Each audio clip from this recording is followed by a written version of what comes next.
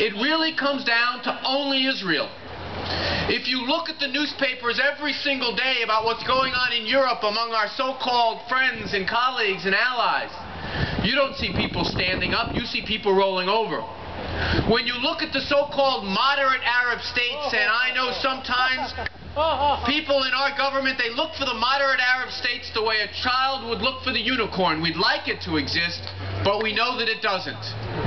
If we look at nations like Saudi Arabia, who every day provide aid, comfort, money, and weaponry to the... My friend, can I do a solo here for a minute? We know that they're not our friend. They're not helping us destabilize Iran. They're helping us, and they're helping to empower the terrorists.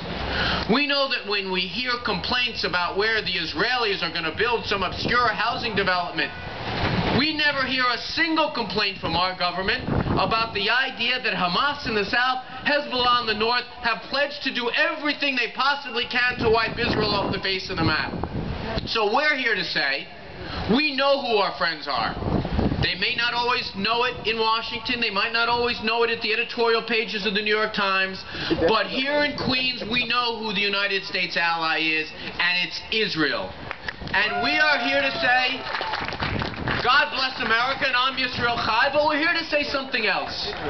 We're here to say we understand how democracies operate. We in democracies, we get to speak loudly and clearly for what we believe. But we also know that other democracies have as their prerogative to decide what housing they do or do not build, not us.